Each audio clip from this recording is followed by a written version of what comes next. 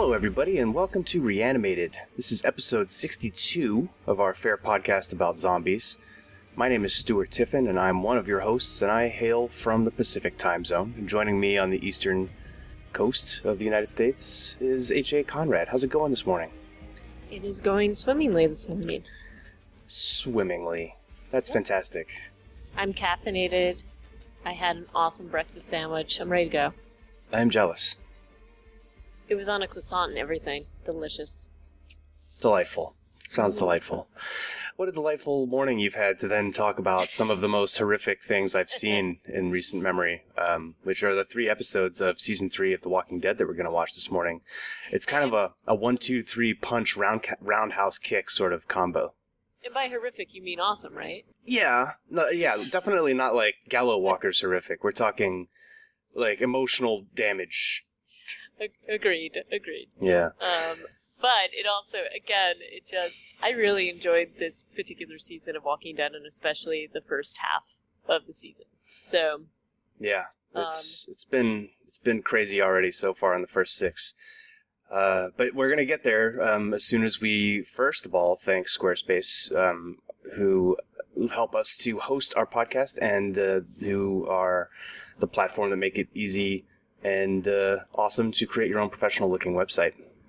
And ours is at reanimatedpodcast.com, and you should check it out if you want to see an example of a very easy-to-make website thanks to the tools at Squarespace. And also the awesomest website of all, which is ours. So, come on. Do it. And we're also going to be talking about a little bit of news, some of which I am a little bit morally unsure if we should talk about, because I don't really like spoilers, and it's a spoiler news sort of thing, right? It's this leak that happened with the Walking Dead spinoff, and I don't know that we want to give too much detail. Did you read in exhaustive detail the whole all the articles, or have you read the script? I did not, for the reasons that you're talking about, because I don't really want too many spoilers. I did look a little bit at the Bleeding Cool review, because they did sort of try to keep it at least to a dull roar, you know what I mean? And they were actually pretty good about not revealing all that much. But yeah, I would say if you don't want to be spoiled for the Walking Dead spinoff, kind of avoid these articles. But it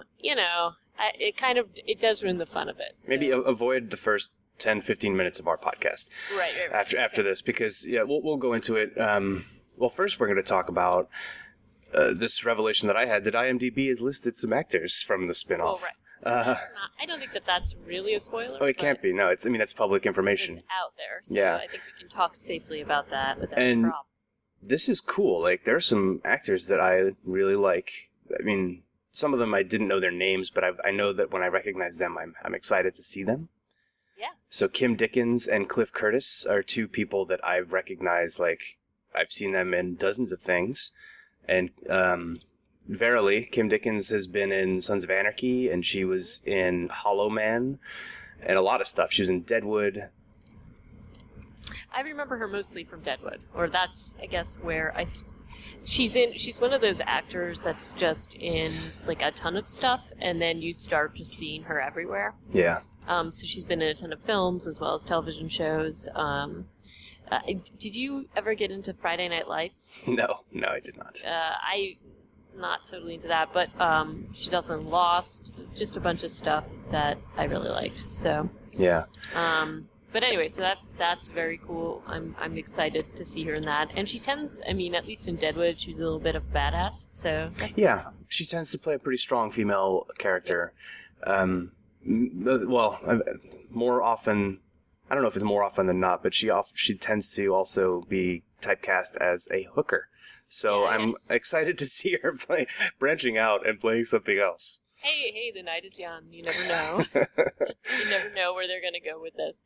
And then Cliff Curtis is a Maori descendant New Zealand actor who was in Once Were Warriors and badass movies like that, as well as he kind of tends to play an asshole. He was in Training Day. Yeah, he does always play somewhat of a dick. He plays a lot of dicks, but I think he has the charisma to also go over to the light. So we have a dick and a prostitute. It'll be all good. It'll be perfect.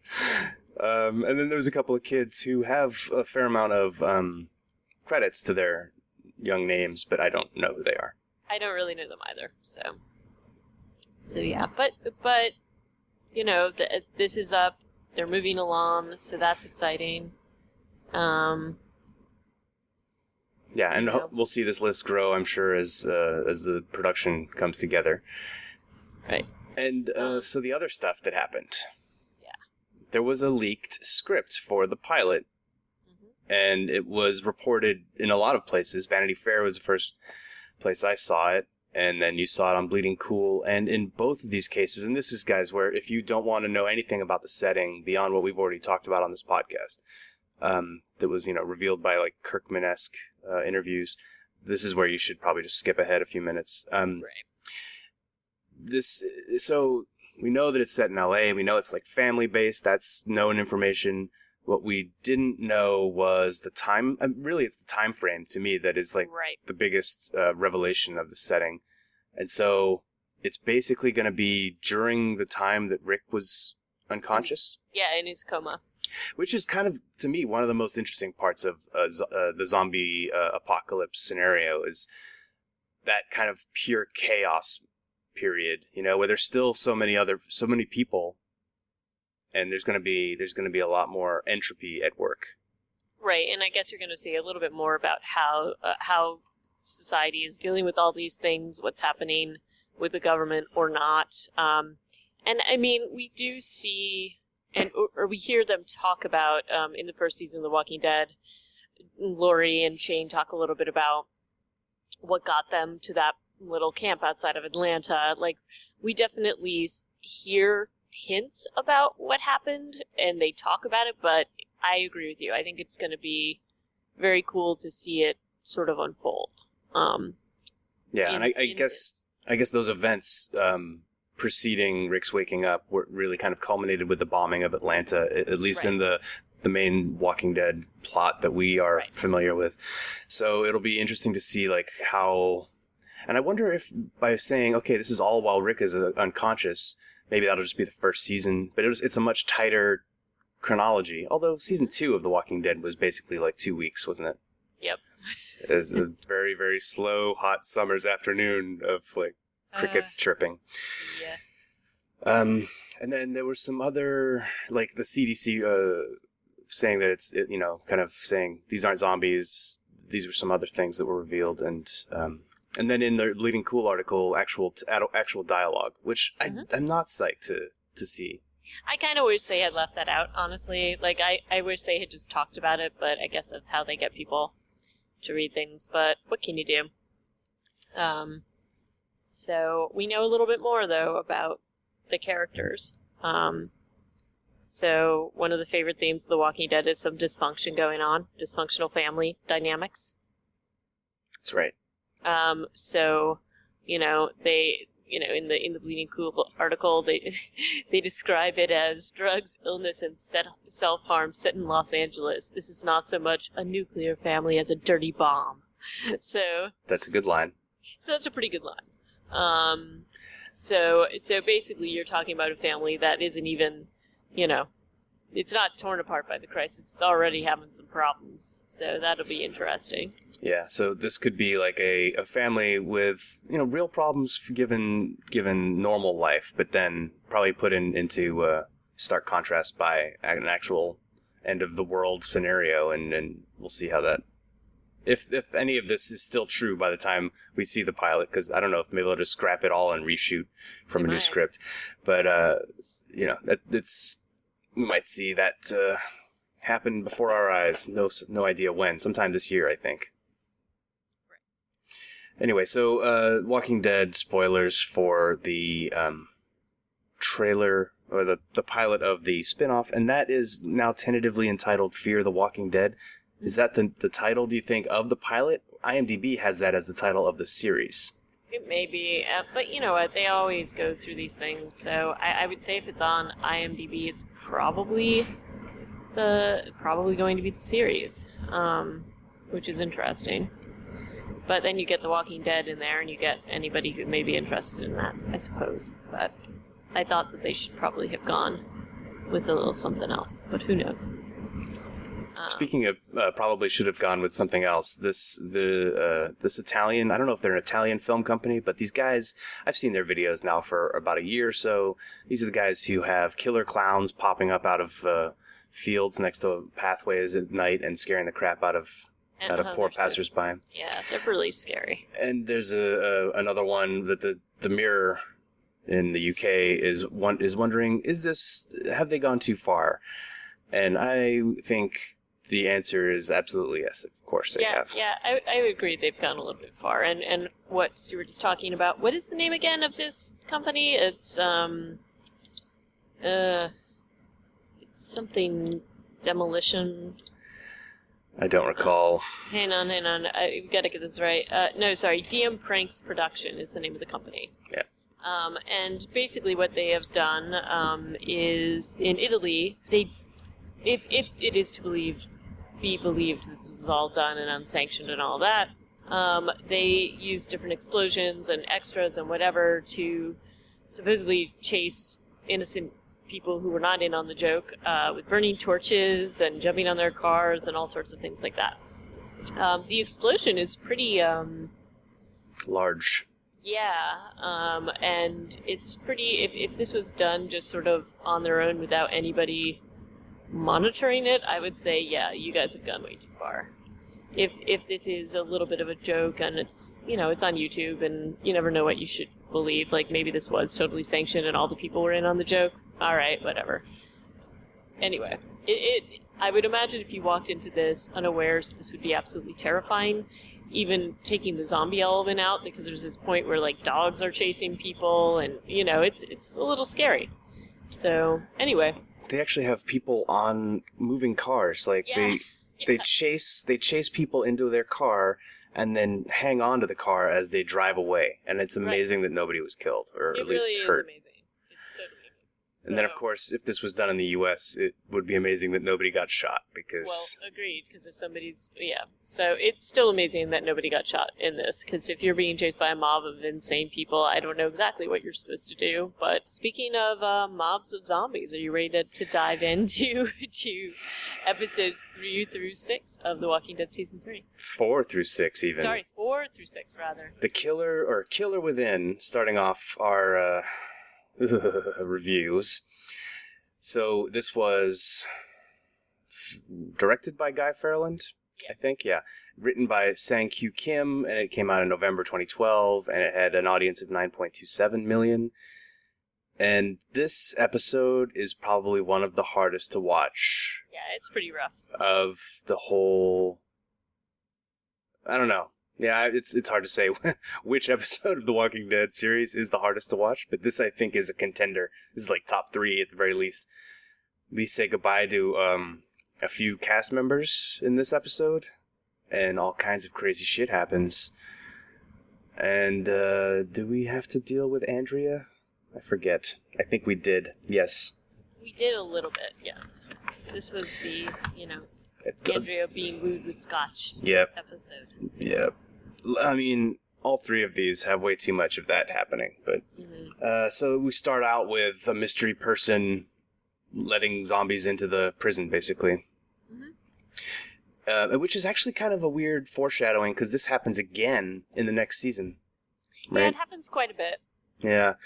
Except it's kind of obvious that it's a prisoner, right, because of the way that they're dressed. Yeah, so the whole... This is like how the episode is opened. So the whole next 15 minutes are until they actually figure out that the prison is compromised. We're all just kind of waiting for that to happen. So you're on edge the entire time. You're just like, okay. Yeah. When are they going to show up? Yeah. So.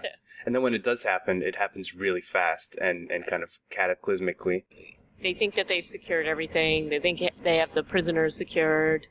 Like they're talking about settling in there. So you're kind of getting the sense that that's what's going on here, while waiting for the other shoe to drop. basically. You know, you've got a nice little moment between Rick and Lori, so you know something bad's going to happen to one of them.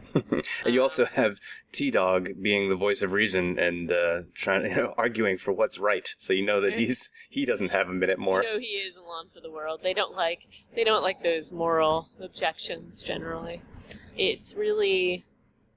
This is a tough episode to watch. You're totally correct. Because you're not used to seeing the group being... Basically, it's a divide and conquer scenario. They're all separated, and it's pretty awful what happens. So you've got, Lori and Maggie and Carl all together. You've got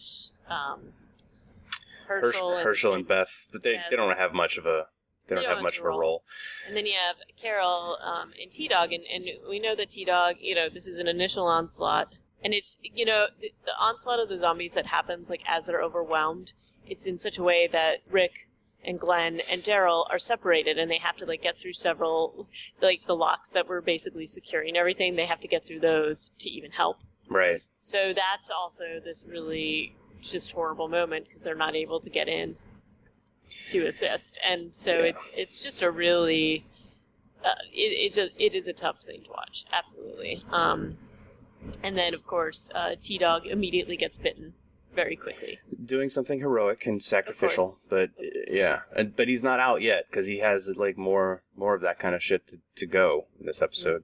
It's really they send him out in such a way that they lionize this character who hasn't really had a whole lot of a role in the last two seasons. No, he really hasn't. And then it's suddenly in the last couple episodes, in this episode specifically, he's suddenly this No, and the next one, when Glenn's giving him a eulogy to Herschel. Yeah. Which we never knew any of these things. No, this is all new information about how amazing T-Dog is. So it's a little bit, yeah. And then we've also got this stuff going on with Lori, and Lori's been, yes, she's like this. She's been this character where there's definitely, during a lot of the series, it's tough to like her. And in this episode, suddenly, it's like, okay, I'm into labor, and suddenly I'm giving very motherly advice to Carl, and... Didn't any part of you, feel like that speech to Carl was touching? Oh, no, of course I did. I did. It's just, it's sort of like... I just wish they had shown more of this side of her relationship with Carl and her doing these things as opposed to being petulant and bitchy in earlier parts of the series, that's all. Yeah. And it's just sort of they tend to do this in the series, when a character, and that's the thing, when a character is going to die, you see it happening because suddenly they become super awesome. And you're like, oh, I'll be sad to see that one go. Oh, they're gone. You're right. If Lori had just died when she crashed that car in season 2, it would have been good riddance. It wouldn't have had as much dramatic impact. It's true. No, and, the other pieces, and this is, something that comes up a lot when you talk about zombie films and, any sort of crazy zombie event as a theme, how hard it would be to be a pregnant woman in said environment, because you don't have really any medical anything around, and if everything doesn't go perfectly, you're in big trouble. So, which is exactly what happened to Lori here, and they play out the drama of that in that she's just like, okay, you need to save the baby, and there's no anesthetic. She's there with her kid, and I also have to say I feel super bad for Carl here, just generally, even before you knew it was going in the direction it was.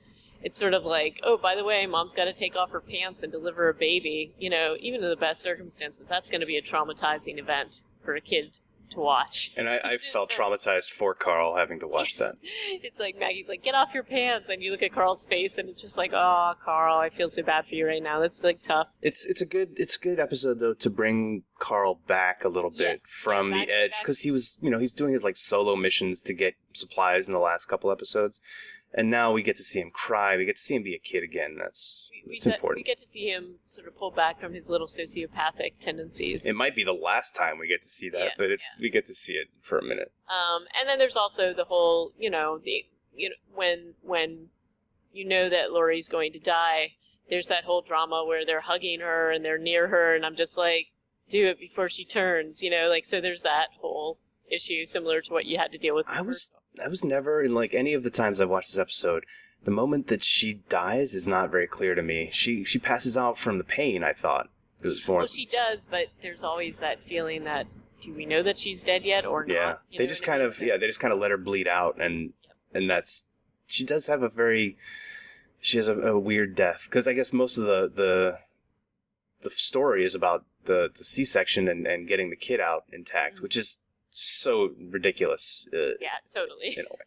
I mean, I know Maggie has probably delivered cows and sheep and stuff, but come on, not by C-section, I would assume. And she admits that she doesn't really know what she's doing.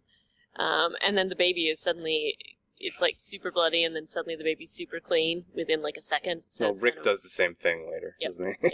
Yep. The other piece of this episode, I think, it hits home so much is that you've got all these, because they're all separated, nobody knows what's going on with each other. There's very limited information going on, and until the problem with the zombies or the walkers are cleared up, nobody knows who survived. T-Dog sacrifices himself to save Carol, but we still don't know what happens to Carol. And then when you see the group sort of rejoining each other and realize, and the group is at the realization where they're realizing who's missing, it's pretty awful. And Rick especially, Andrew Lincoln, his performance here is one of the most heartbreaking things I've ever seen. And I thought it again. I admit, I wiped a little tear away. It was pretty hard. He does a great job of being just bereft. But so does Maggie, and even though Carl is kind of just doing a robot impression, like everything about those three people walking towards each other is just horrible. Yep. Horrible. And, they did a good job with the dramatic announcement here, because you hear the babies cry and everybody knows what that means. And when they don't see Laurie, they're in a bit of denial, but the performance by Andrew Lincoln here is really just amazing.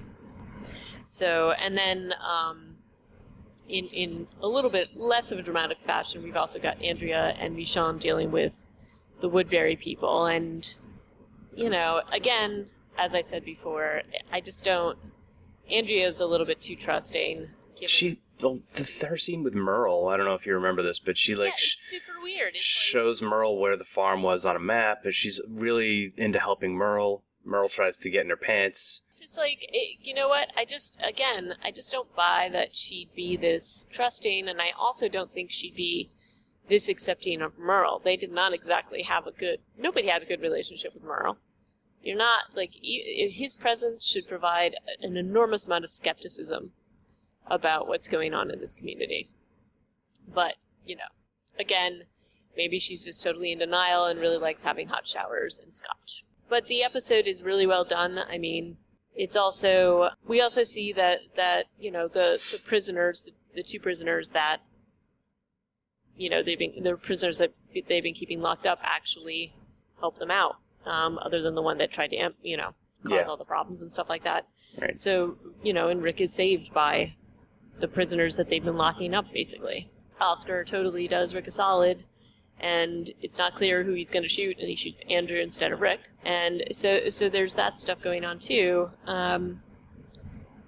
So I just think all in all, it is a very well done episode, even though it is certainly one of the more disturbing ones that we've seen. There are a couple of other elements. Well, T-Dog's final sacrifice is pretty bad. Like, he goes out in a way that is horrifying. Like, he basically feeds himself to zombies to let Carol get away. And he's torn apart really slowly, and they really focus on that. Carol gets to see all the tendon tearing and all that fun stuff. The governor and Andrea have a conversation where he talks about how his wife had died before the zombie apocalypse, but then he says, "It's just my daughter and me," like kind of alluding that she's alive, which is very strange because, well, we don't know, we haven't seen her. We meet her in the next episode, but it's kind of a weird thing to set up on any level. Especially since we've seen nothing of her. Yeah. If he's the governor, wouldn't we have seen her walking around with, you know what I mean? Like it feels like that's kind of strange. So if you haven't read the graphic novels, I think even if you hadn't read them, you would feel like something's up here. The governor, as a character, and he plays, and the actor who plays him, and his name is escaping me at the moment. Morrissey, Yes. he does a super good job. I mean, I think he does a great job at being charismatic, yet walking the line of creepiness really, really well. I don't think he has much, honestly, I don't think he has natural creepiness. I think he's a charismatic, good guy, and that comes across in the performance, but then he does really creepy stuff every so often. But sometimes, in the way he's, the way his eyes are doing their weird, I think they're super creepy, so something's up, but it's sort of like he's trying a little too hard, but it's... I guess his smile does look like it could just fall off his face at any minute, yeah. Yeah, it's a little bit, it's a little bit out there. But in any case, I think it does a really good job at setting up things to come pretty well. But by the end of this episode, you just feel like you've been put through a ringer, you're just, beaten up, and then... Did you watch them all back-to-back, by the way? Yeah, I did. Yeah, it was challenging. It's like just when you thought it was safe to go back in the water. No. Yeah. So episode 5, called Say the Word, directed by Greg Nicotero and written by Angela Kang. Also November 2012 and has an audience of 10.37 million. Starts out with one of these things that stands out in my mind as kind of a problem with this season, which is this depiction of Woodbury as a place where everybody wears bright colors and pastels, and they don't seem very warlike. No, not at all. It's very culty feeling. I mean, I guess you could take that away from it. To me, it's just they feel like the perfect community, and yeah, so they're having this big picnic, and it's a party, and everybody's having a great time. But they're even owning up to the fact, Milton is talking about the fact that the generators have been running, and that's not necessarily the best idea, but that the governor thinks that this is good for morale and all sorts of things like that. It's again, like the governor being painted in this way that it's like super magnanimous and like this is good for the people, and we're just gonna have a party and have fun. Right. But it's also just from a sort of like reality check point of view. Just the clothing that they're wearing, okay, it's great that you feel safe in this community and stuff like that, but from a, survival point of view, in this world, that anything can happen, so it's sort of strange, as you said, like, it's not a very warlike feeling, and you've got, I don't know, it's just La La Land is all I can think of when I see what's going on in this community. And you watch this episode and then you compare it with later ones where Woodbury is kind of, mobilized, and it's not. They don't feel like the same community at all. They don't. No. I don't think you see the same actors, because in these scenes you see like lots of little kids, like 8 little kids, who I guess are, spoiler alert, I guess for season 4. The Lizzies and the whatever her sister's name was, and the other kids who show up later on in the series. I guess they're supposed to be represented there. You see a lot of old people. You see a lot of people who are just like very normal and not, because Woodbury also has its quote unquote research team, which is full of like young men, military age males who fill that role, I guess. Mm-hmm. But then the vast majority of this community of like 70 odd people seems to be not those people at all. No, absolutely. And perhaps it's set up in this way, and this is what it tips Michonne off, or she is extraordinarily suspicious. So she's like prowling around. I don't blame her for not being psyched about walking around without her weapon. I mean, her katana is part of her. And it's a little strange that the governor's been basically locking it up in his own private study. And,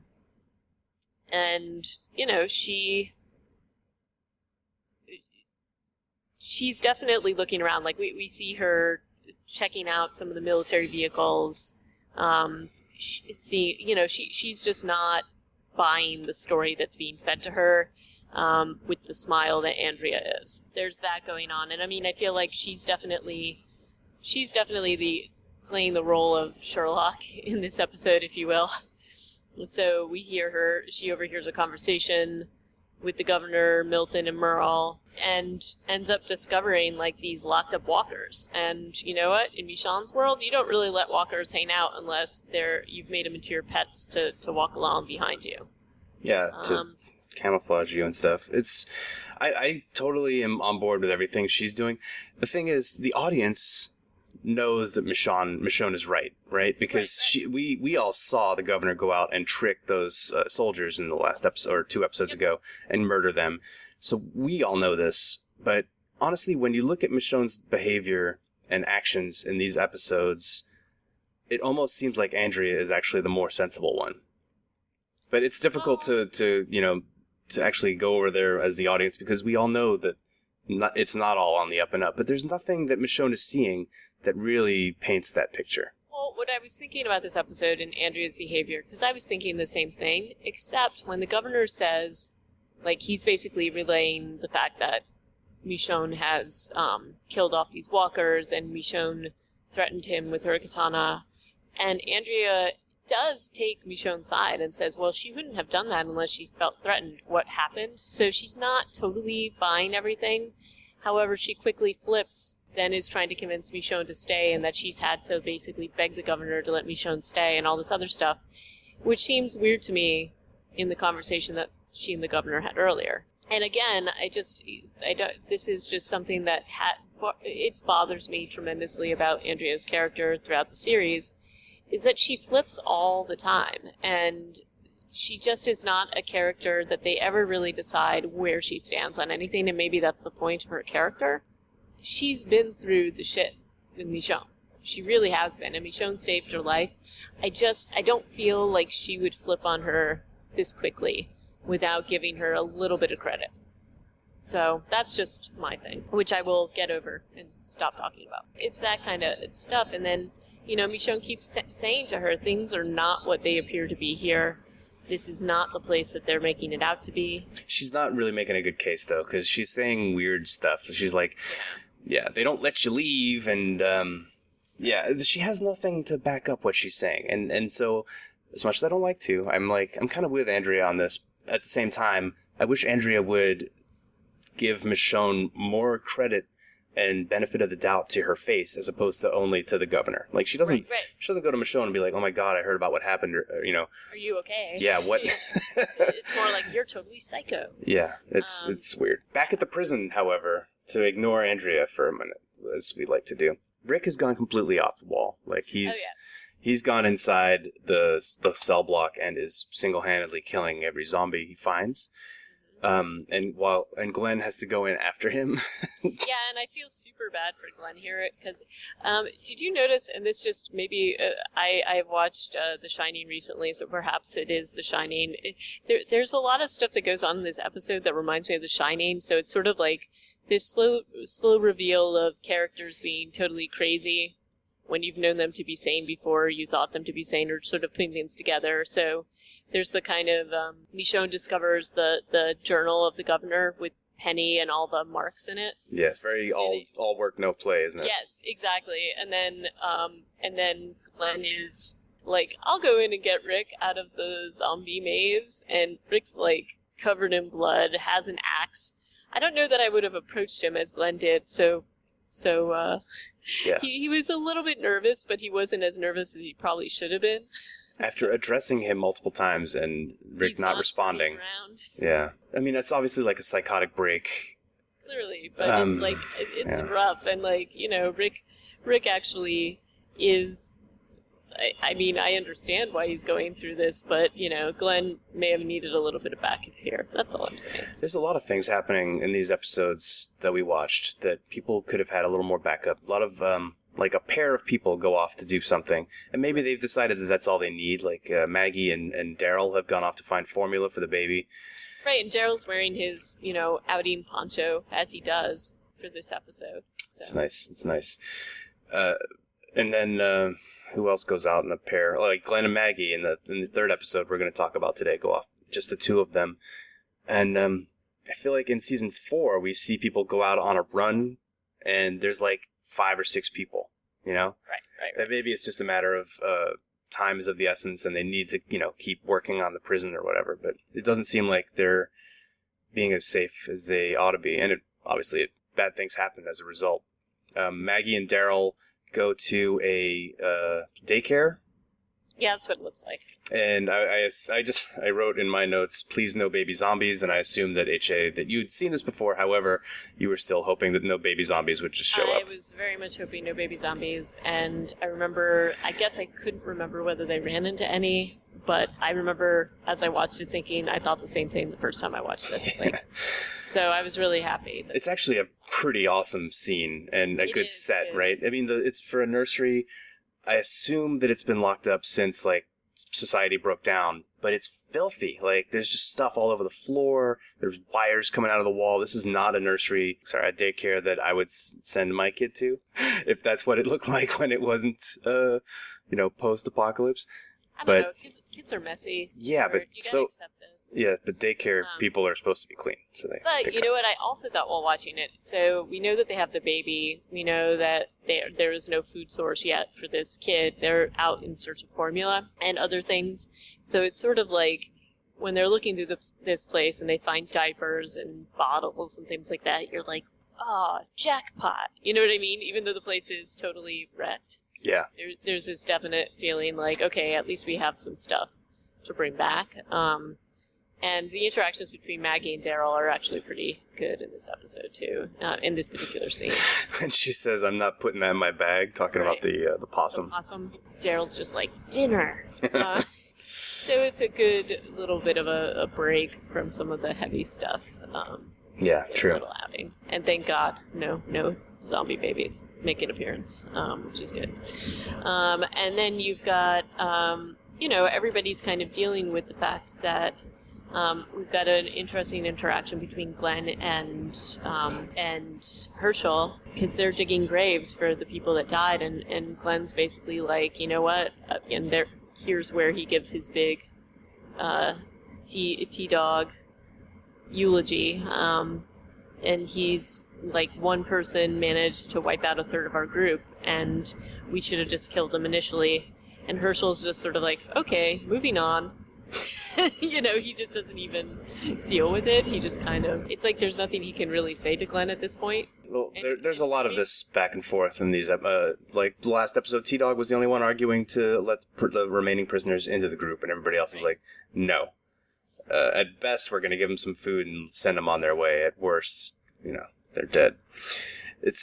I don't know, it's a reality of their situation, I guess, but it's sad to see Glenn saying this stuff, right? Because he's also one of the more positive people in the group, so it's just kind of like a barometer that, he's not in a good place. They're not doing well, because they think they've lost 3 people. Back to the Shining parallels, one of the scene with Rick and the telephone. Oh, that is so Shining. So Shining. Yeah, I get really tired of the telephone, especially in the next episode. Yeah, me too. The telephone is overused, but in this it makes it creepy. But I don't know, you get the sense that he's not actually talking to anybody on the end of that telephone. I never believed for a minute that he was talking to anybody real, did you? You'd read the books, right? By this point? Yeah, so you know what's going on. Even if I hadn't, I would have been like, he's losing his mind. We saw all the axe and the blood, and he just walked into the place where Lori had died, and I mean, I don't know that it's clear, but I think that walker ate her remains. Pretty sure that's what happened. And that's pretty disturbing. So you can forgive him for being a little bit off the deep end. I mean, he gets a pass here. Then also back at Woodbury, we have the unveiling of their entertainment system, which is zombie gladiator fights or something. Right. But we should mention, I mean, I would say before this, one of the big things is that Andrea and Michonne have had their last sort of fight about this. Michonne wants to leave. She's convinced that they're not allowed to leave. They let her leave, and Andrea decides to stay. So she's basically thrown her lot in with the governor's people and told Michonne that she thinks she's crazy. I didn't like this at all, because Andrea's saying to Michonne, like, don't give me an ultimatum. But she's doing the same thing. Absolutely. This was also an interesting way to basically highlight the fact that perhaps Michonne was not as crazy as we think, or as Andrea thinks. And there is I don't even know what, more of a sort of a Roman feeling in this, sort of a Colosseum-like feeling in the antics that happen in this episode, at the end of this episode. There's like a little arena with lots of rock music and lights, and not to, like, imagine how much power it was taking to put on this display. And how many walkers it was attracting. Right. From outside. The music is super loud. And the governor's like, you're going to love this. And he brings Andrea to his great seats. And basically it's sort of like walkers chained up, and Merle and some other guy are sort of... Martinez are like cage fighting in the middle of these walkers. And Andrea is horrified. Well, although we find out she wasn't really. She was just pretending to be horrified. Or she was horrified at herself.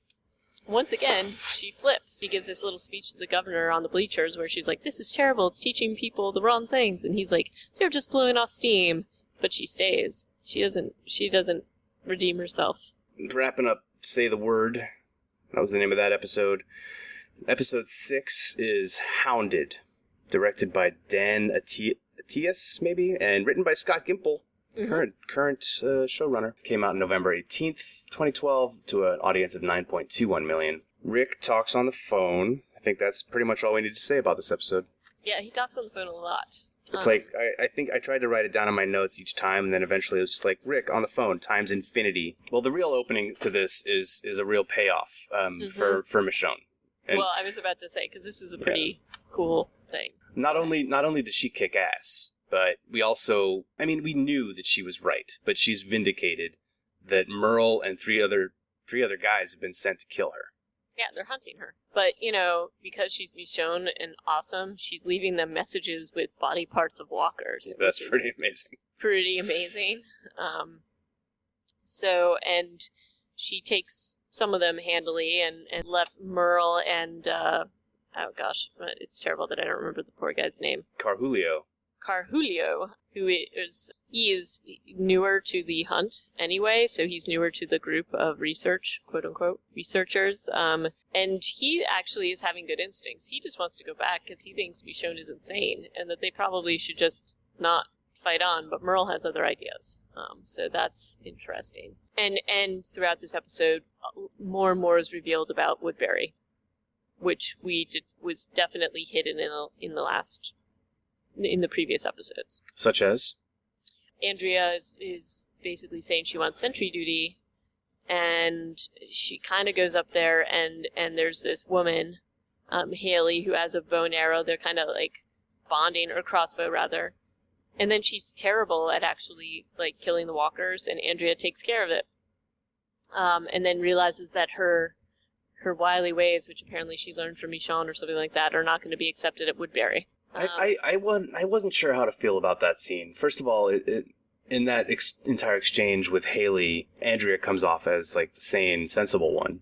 Yeah. Because Haley is dumb and young and dumb, and then when Haley is yelling at her after Andrea's jumped over the wall and killed the zombie, she's like, "What's wrong with you? This isn't a game." And Andrea kind of looks ashamed or like disappointed or whatever that look is that goes across her face.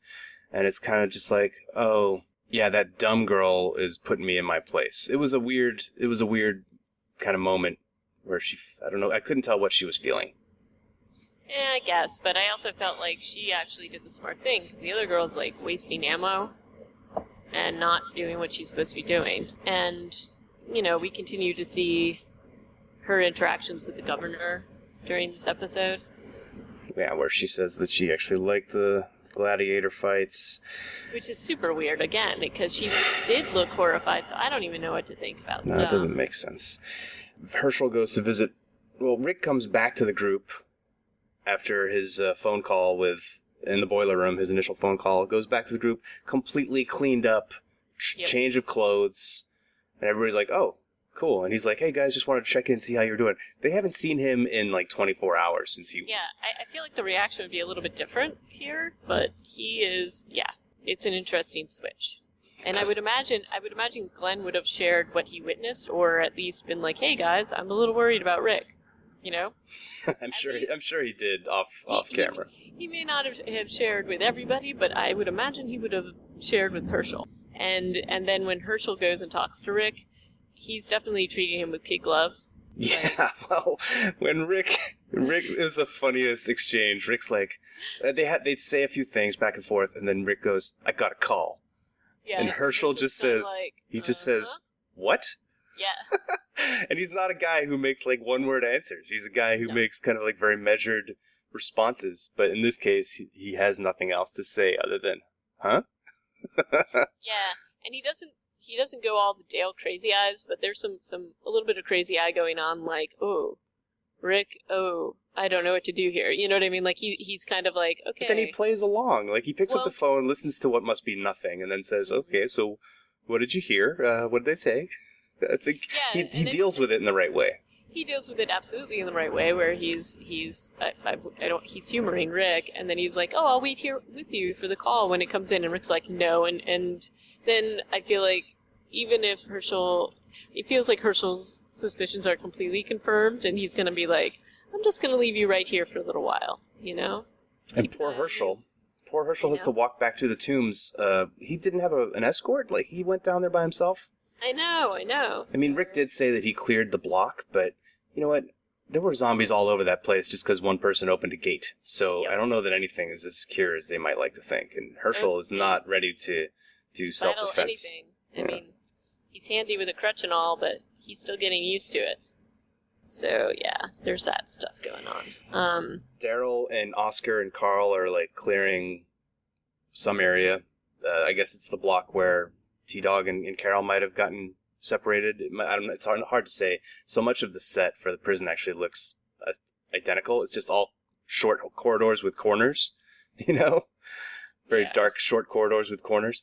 Yeah, and again, I did enjoy a little bit more of Carl in this episode. He has a really interesting conversation with Daryl. Well, it's really just Daryl is talking, and then Carl is like, I just killed my mom. And that conversation is over. Yeah, but it was interesting. It was interesting. It was finally, there's someone more fucked up than Daryl. And his name is Carl, and he is the future. Come on, Daryl's the guy with like the messed up background, the messed up childhood. Oh yeah, I mean. And now it's Carl. Carl takes the cake on all messed up stories. Yeah, I guess so. And he's telling the whole story, but the other thing he does here is he's talking about the fact that he brings up Merle again. He brings Merle, that Daryl's still thinking about his brother and all that stuff too. Yeah. So there's a lot of Merle in this episode as well. There's a lot of Merle talking about Daryl and Daryl talking about Merle. You're right. Yeah. And then, we're throughout this episode, you see Merle's sort of progress stalking Michonne. And she's been shot. She's been shot by Merle.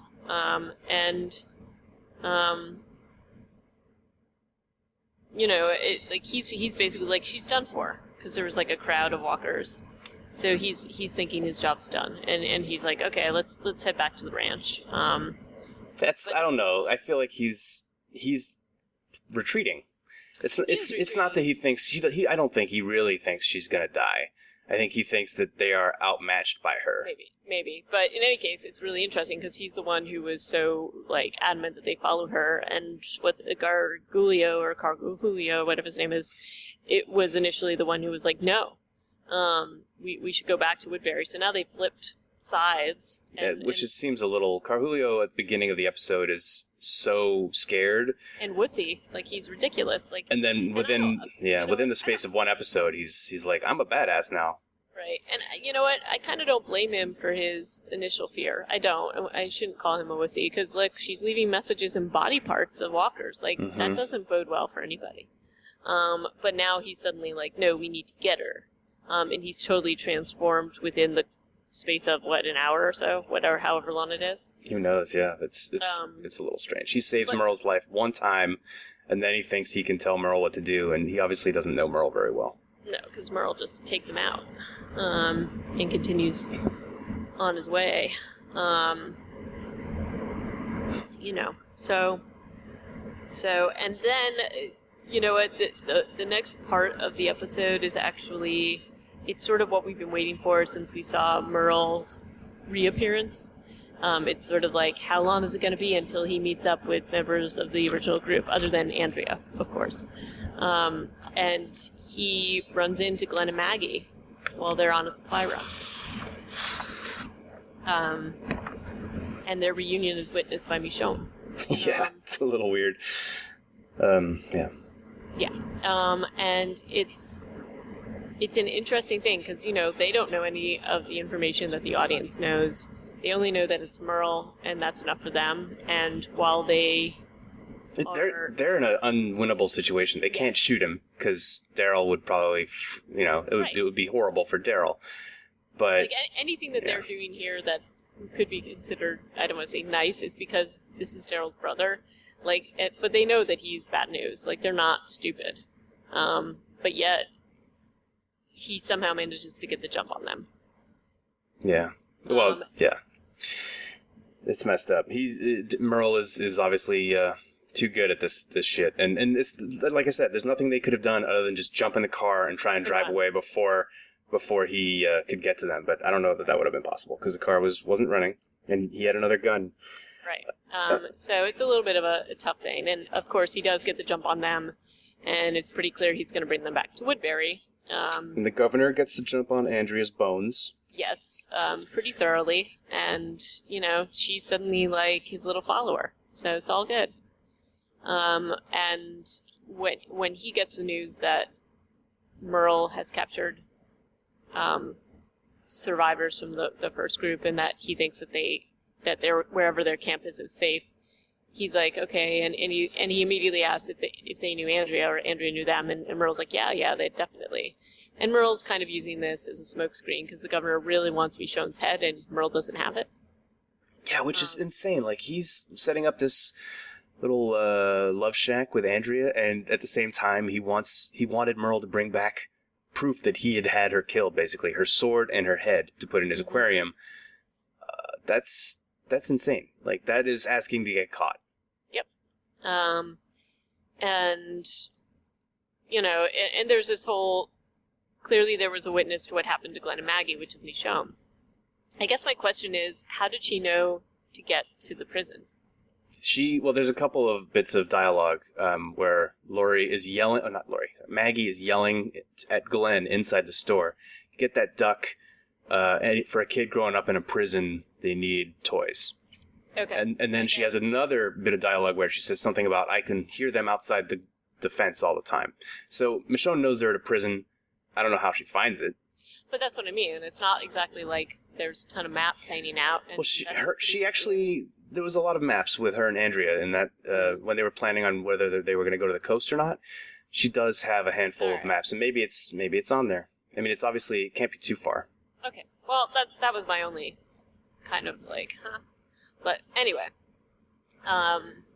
And so she's also discovered that plot device that we found early in season 1, Guts, where she got covered in zombie intestines and now can kind of walk around with them, which is news to her. Yeah. That was funny. It's always a funny scene when they just like get walked past by zombies. Yep. And Rick, after some more time on the phone, suddenly comes to his senses, sort of. I wouldn't call it that. I think unfortunately we have like another several episodes of Rick being at least partially insane. Well, he's partially insane, but he's coming out of the phone box, so to speak, to at least come and rejoin the group. So he's actually holding the kid. He's talking to Carl. They walk out into the sunlight. So he's emerging a little bit at least, but you have to wonder when he sees Michonne outside the gate whether he thinks she's real or not.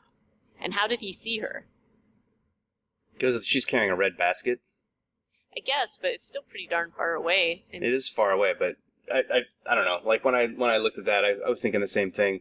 I have to assume it's because of the bright red basket. The zombies don't carry baskets. Yeah. And why she decides to stand in a crowd of them, I don't know. Like, why not? You don't have to be with them. You can move away and towards the gate. Right. Like it's a little weird. And it's also, strangers might not necessarily be all that welcoming, so you might be a little bit more cautious, but I don't know. And then the one little bright scrap of sunshine in this whole episode is, of course, the return of Carol. So she is rediscovered by Daryl in the prison. And it's a very happy reunion. and very narrowly averted him murdering her. Yes. Because he has to get himself psyched up by slamming a knife into a wall first for a while. So it's very intense. Well, in his defense, he found her knife in another walker. I think he was getting psyched up to kill Zombie Carol. He probably thought that that's what was behind that door. Yeah. I mean, it's clearly he's having to work himself up there. So, luckily for once, Daryl paused. So Carol could live. So that was actually a good little bit. But yeah, no, I thoroughly enjoyed these 3 episodes. They were all really well done. They built up the suspense. Other than Andrea, generally I liked what was going on. I'm not a huge fan of Rick's insanity defense. And I know that, and unfortunately, having seen this season, I know that there's more of that to deal with.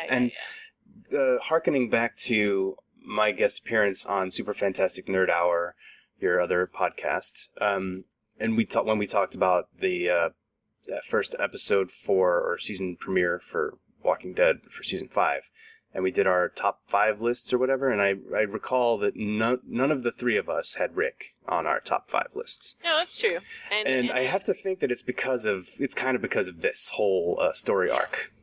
Clearly in episode 4, you feel so much sympathy for him, and I feel like they wasted all that capital with how they progress his character in these 2 episodes.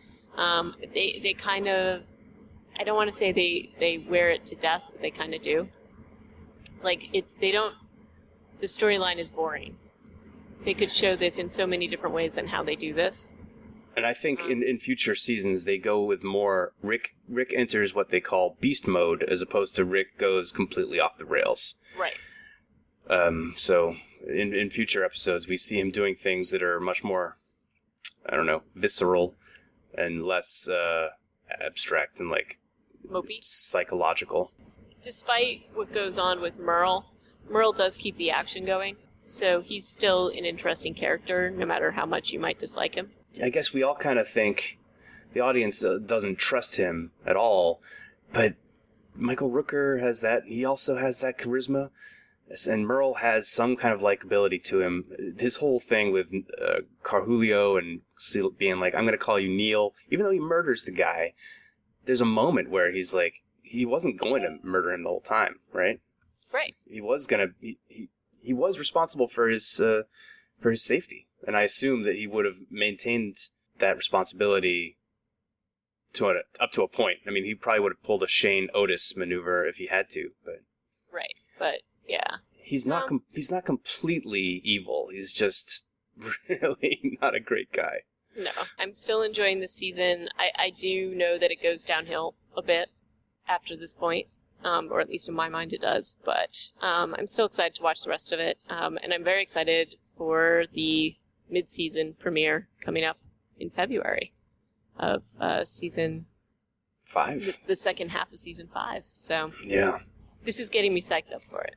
After where we left season 5, yeah, I'm gonna need some propping up. Yeah, me too. I'm gonna need some picnics, some Woodbury style happy picnics to get me back going. But yeah, so season 3 has been, the first 6 episodes we've watched is just they're really firing on all cylinders, and it's just been a difficult one to watch 3 episodes. To binge it on Netflix is not easy.